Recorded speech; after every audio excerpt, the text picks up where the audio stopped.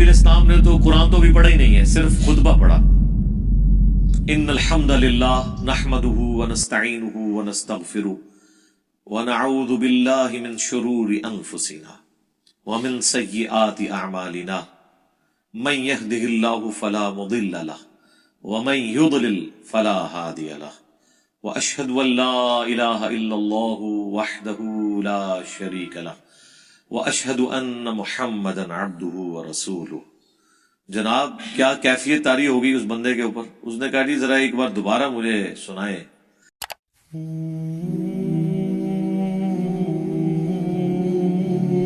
اعوذ باللہ من الشیطان الرجیم، بسم اللہ الرحمن الرحیم۔ والذین کذبوا بآیاتنا، وہ لوگ جنہوں نے ہماری آیات کو جھٹلایا، سنستدرجہم من حیث لا یعلمون، تو آہستہ آہستہ بتدریج ہم انہیں وہاں لے جائیں گے جس کا انہیں علم بھی نہیں ہوگا۔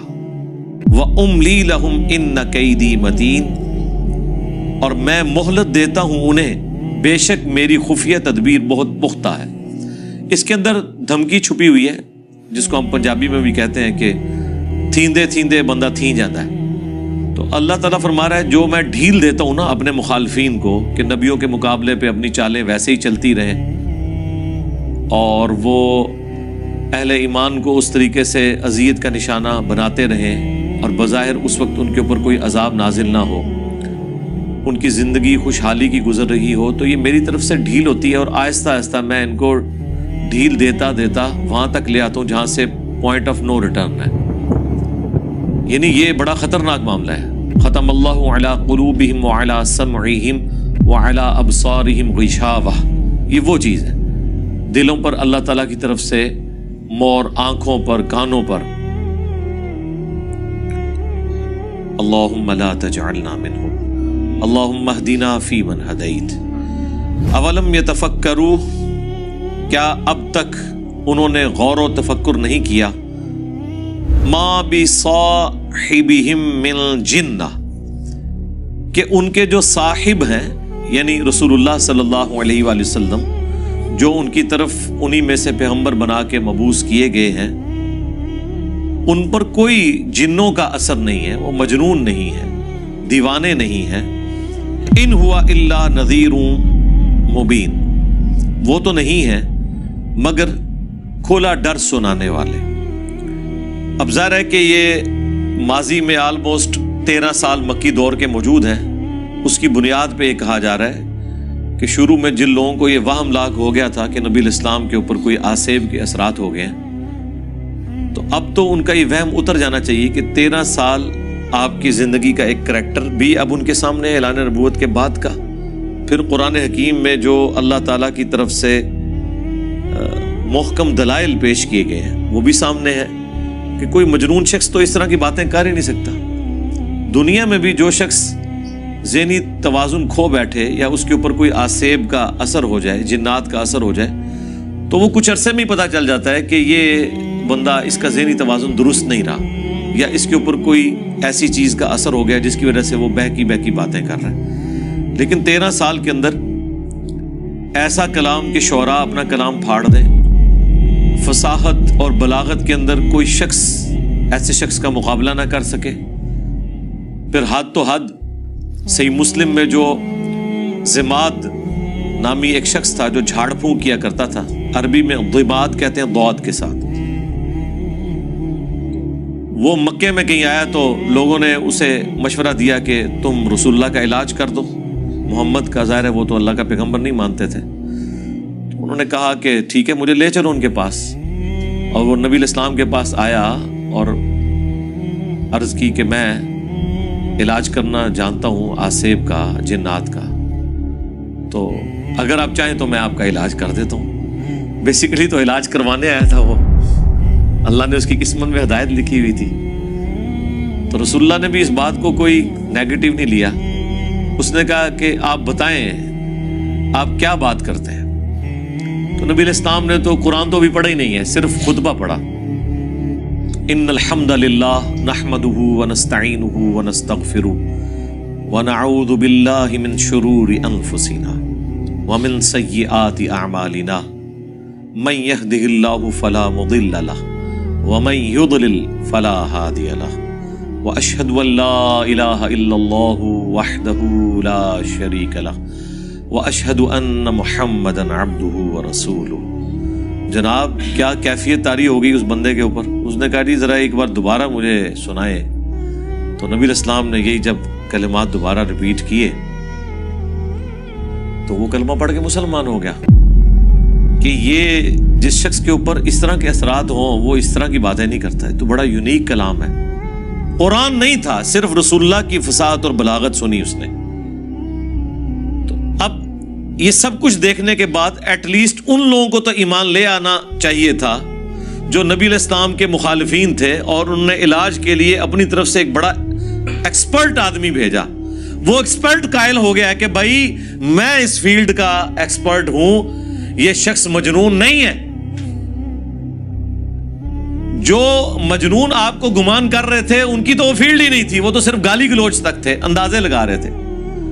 جو اس فیلڈ کا ایکسپرٹ ہے وہ کہہ رہا ہے کہ نہیں، یہ غیبی کلام ہے، یہ اللہ کا کلام ہے، یہ کوئی انسان نہیں بات کر سکتا اس طرح کی۔ لیکن دیکھیں ہدایت پھر بھی اسی اکیلے کو ہی ملی ہے۔ جس طرح کہ موسیٰ علیہ السلام کے مقابلے پر جادوگر ہی ایمان لے کر آئے، دوسرے جو دیکھنے والے تھے جو ان جادوگروں کو لے کر آئے تھے انہیں ہدایت نہیں ملی۔ ہونا تو چاہیے تھا جب جادوگر ایمان لے آئے کہ یہ جادو نہیں ہے تو تمہیں تو ویسے ہی ایمان لے آنا چاہیے، کیونکہ تمہاری تو فیلڈ ہی نہیں ہے۔ جن کی فیلڈ ہے وہ مان رہے جادو نہیں ہے۔ ہر فیلڈ میں اس فیلڈ کا ایکسپرٹ اس کی ایپیکس کو جانتا ہے۔ جادو زیادہ سے زیادہ کیا کر سکتا ہے ایک جادوگر ہی بتا سکتا ہے نا۔ جب جادوگر کہہ رہے کہ یہ جادو نہیں ہے، تو جو اس فیلڈ کے لوگ نہیں ہیں انہیں تو کم از کم ایمان لے آنا چاہیے، نہیں لے کے ہے۔ اسی طریقے سے جب جھاڑ پھونک کرنے والا ایک شخص جو جنات کا اثر نکالنے والا ہو، وہ شخص یہ کلیم کر دے کہ یہ نبی مجنون نہیں ہے، واقعی یہ اللہ کے پیغمبر ہے، تو باقیوں کے تو انکار کی کوئی گنجائش ہی نہیں بنتی، باقی تو شاہی کوئی نہیں۔ ہاں سیدھی سی بات ہے۔ تو اللہ تعالیٰ فرما رہا ہے کہ تفکر کر کے دیکھ لیتے ان کے جو ساتھی ہیں ان کے اوپر کوئی جنات کا اثر نہیں۔ ان ہوا الا نذیر مبین، یہ تو نہیں ہے مگر کھلا ڈر سنانے والے۔ اولم ينظروا فی ملکوت السماوات والارض، کیا انہوں نے آسمانوں اور زمین کی وسیع مملکت میں، وما خلق اللہ من شیء، اور جو کچھ اللہ تعالیٰ نے پیدا فرمایا ہے، اس میں غور و تفکر نہیں کیا؟ یعنی یہ آج تو آپ اس لیول پہ جا کے اسے دیکھ سکتے ہیں جو اس زمانے میں تو ایک عام کامن آبزرویشن کے اندر چند ایک جاندار تھے۔ اب تو میرے بھائی سائنس کی برکت سے ہمیں آسمانوں کی وسعتوں کا، کائنات کی وسعت کا، پلینٹس کی تعداد کا، زمین پہ بسنے والی اسپیشیز کا جو کچھ پتہ چلا ہے، اس کا تو کروڑواں حصہ بھی اس زمانے کے لوگوں کو نہیں پتا تھا۔ اس کے باوجود انسان کی عقل دنگ رہ جاتی ہے۔ اللہ تعالیٰ نے جو مخلوقات انسان کے نفع کے لیے پیدا کی ہیں، چاہے اونٹ ہو، مویشی ہوں، بکری، گائے، اور ان سے جو ہم بینیفٹ حاصل کرتے ہیں، اس کے علاوہ اور مخلوقات، پھر زمین و آسمان میں اللہ تعالیٰ کی جو قدرت کی نشانیاں ہیں، جو ایک 2000 سال پرانا شخص بھی آبزرو کر سکتا تھا اور آج کا انسان بھی، وہ تو کامن آبزرویشن ہے۔ ایک بیج کا 6 ارب گنا بڑا درخت بن جانا، ایک انڈے میں سے چوزے کا نکلنا، ایک تربوز میں سے اتنے بیج نکلنا کہ ہر بیج سے ایک تربوز نہیں کئی تربوز نکل آئے، اور یہ وہ کامن آبزرویشن ہے جو اس زمانے کا انسان بھی کرتا تھا، آج کا انسان بھی۔ یہ تمام کی تمام چیزیں اللہ تعالیٰ کے ایک ہونے پر گواہ نہیں ہے، کریٹر کے اوپر گواہ نہیں ہے۔ یہی وہ چیز ہے فرام کریشن ٹو کریٹر، کائنات سے خالق کائنات تک کا سفر۔ وَأَنْ عَسَىٰ أَن يَكُونَ قَدِ اقْتَرَبَ أَجَلُهُمْ، اور اس میں کہ شاید نزدیک آ گئی ہو ان کی مقررہ مدت۔ اس پہ بھی غور کریں. اور وہی ہوا ہے کہ بس مکے کی ہجرت کی دیر تھی، مدینے میں غزوہ بدر جب ہوا ہے 2 ہجری کے اندر، تو اللہ تعالیٰ کی طرف سے وہ عذاب کا جو ایک دھمکی والا سلسلہ تھا مکی قرآن میں، اس کی ایگزیکیوشن شروع ہوگی. فَبِأَيِّ حَدِيثٍ بَعْدَهُ يُؤْمِنُونَ، تو اس کے بعد یہ کس اور حدیث کے اوپر ایمان لے کر آئیں گے. حدیث کا لغوی معنی ہے بات، یہاں حدیث سے مراد ہے قرآن، یعنی قرآن سے بہتر بات، اچھی بات کون سی ہو سکتی ہے جس کے اوپر یہ لوگ ایمان لے کر آئیں. مَن يُضْلِلِ اللَّهُ فَلَا هَادِيَ لَهُ، جسے اللہ گمراہ کر دے اسے کوئی ہدایت نہیں دے سکتا.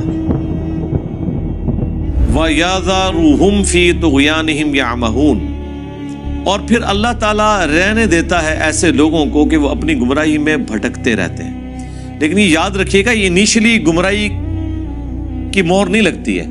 جب انسان بار بار ڈینائل کرتا ہے، سچائی کا انکار کرتا ہے، پھر اللہ تعالیٰ کی ڈیوائن مہر لگ جاتی ہے. پہلے دن یہ کام نہیں ہوتا. تو اللہ تعالیٰ فرماتا ہے جب ہم فیصلہ کر لینے کہ اب اسے ہم نے ہدایت نہیں دینی، پھر اسے کوئی ہدایت دے ہی نہیں سکتا. پھر اللہ تعالیٰ انہیں ان کی گمراہی میں بھٹکنے دیتا ہے، یعنی گمراہی میں تو اضافہ ہوتا ہے، ہدایت کی طرف کوئی معاملہ نہیں ہوتا.